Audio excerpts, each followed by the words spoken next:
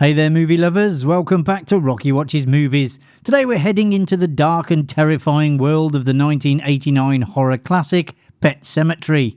Based on Stephen King's chilling novel, this film is packed with creepy characters, shocking moments and one very dangerous burial ground. But there's much more to Pet Sematary than what made it onto the screen.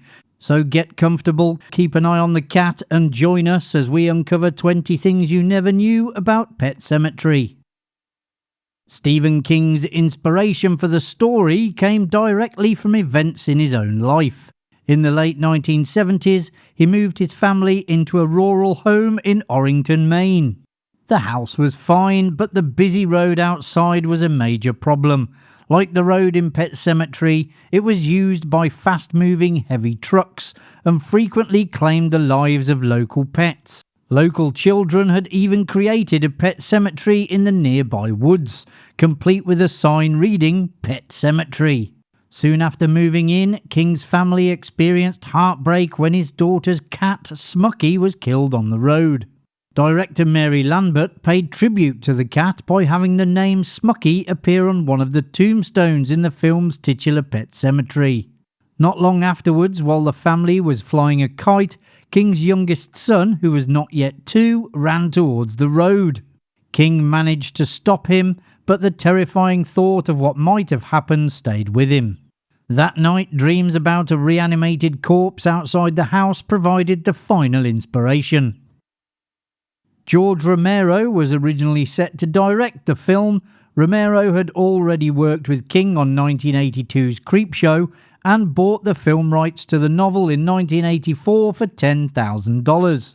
Romero later revealed that he had even written a screenplay and planned to make the film, but became tied up directing Monkey Shines instead.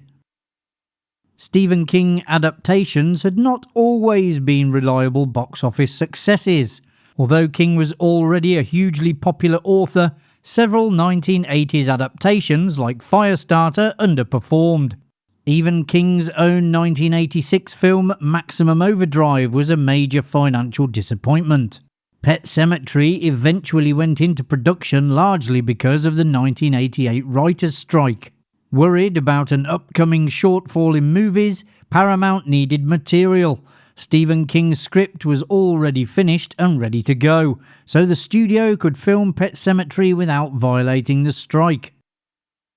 In King's original novel, the events surrounding the Micmac burial ground are attributed to a Native American demon called the Wendigo, which resurrects the dead to terrorize the townspeople. The Wendigo was originally included in the screenplay for the film, but was ultimately cut from the finished version. King, who had final say over the choice of director, met with the studio's first choice, Mary Lambert. She impressed him with her enthusiasm for the novels and her commitment to remaining faithful to his source material, which ultimately secured her the job. King had several matters over which he had absolute say, not just the director, and the filming location was another. His contract with Paramount specifically required the movie to be shot in Maine.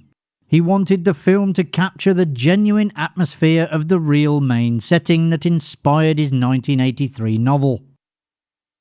At the end of Pet Sematary, Lewis buries his wife Rachel after she is killed by their resurrected son Gage. This only makes matters worse for the Creed family patriarch, as Rachel returns as a zombified and murderous version of herself.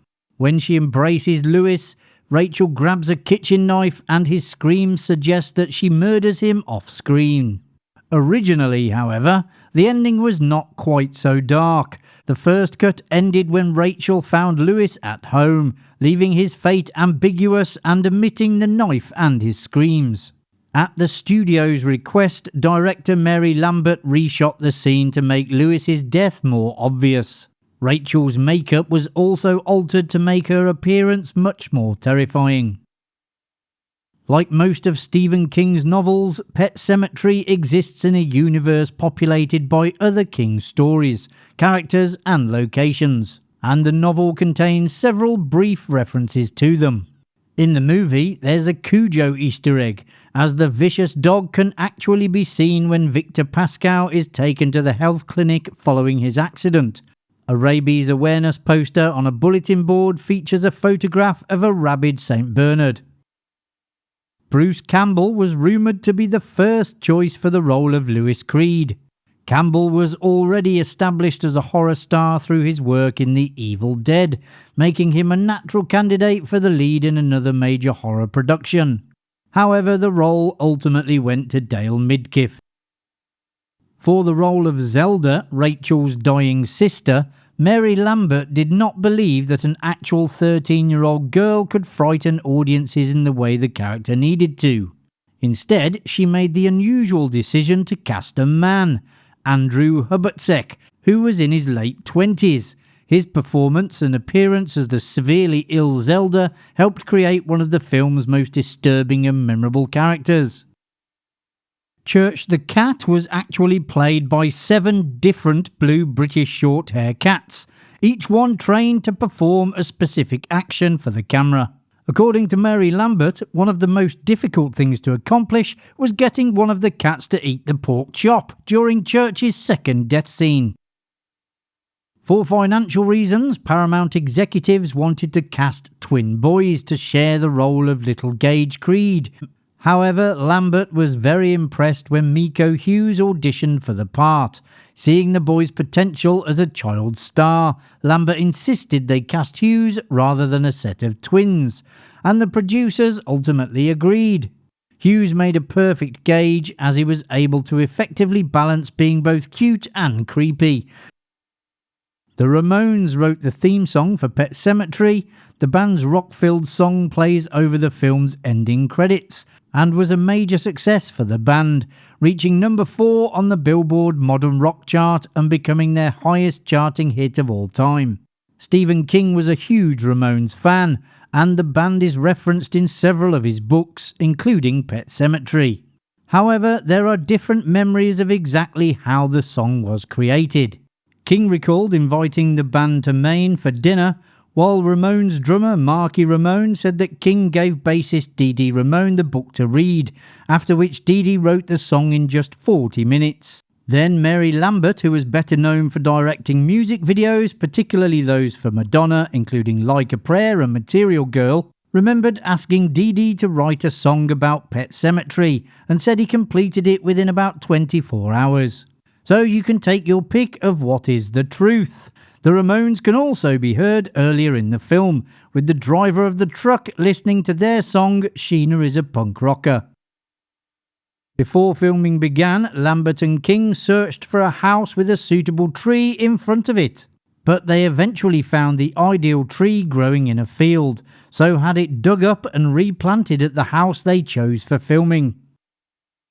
Brad Greenquist, who played the horribly disfigured Victor Pascal, has recalled how his gruesome makeup affected life on set. He explained that when he was in full makeup, the other cast and crew members would avoid sitting next to him during lunch. The effect was so disturbing that he often ended up eating alone, with his appearance apparently proving too unpleasant for people to face while they were trying to eat. Stephen King has his custom cameo in Pet Sematary as the minister who performs the funeral service for the housekeeper Missy Dandridge. Mary Lambert struggled to get Blaise Berdal to cry for one of the film's scenes. She initially suggested that the young actress think about something from her own life that was particularly sad.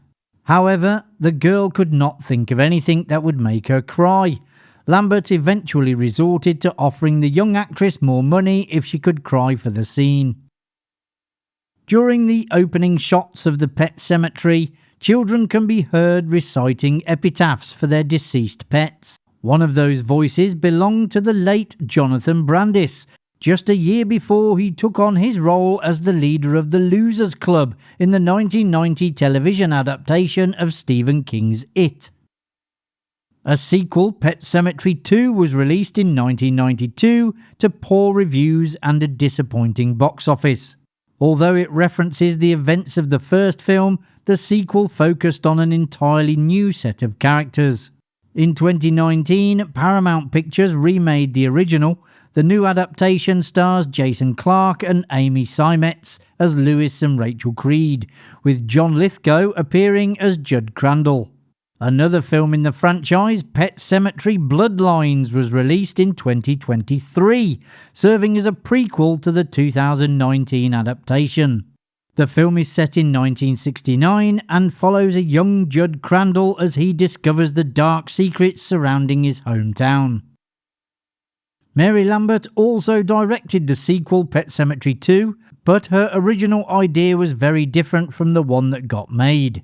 Instead of introducing new characters, she wanted the sequel to follow Ellie Creed, who was away visiting her grandparents during the first film's climax. The story would have followed an older Ellie, returning to Maine to discover what happened to her parents, while bringing her cat with her. Lambert also envisioned a community of feral cats becoming central to the story, eventually leading Ellie back to her father. She even planned for at least one of Ellie's parents to be still undead and roaming the woods. It's a shame this version of the sequel was never made. And there you have it, folks. You now know a little bit more about Pet Sematary. If you enjoyed the video, which I presume you did as you got this far, hit that like button and subscribe so you don't miss any future videos coming to Rocky Watches Movies. Thanks for watching. I'll see you in the next one.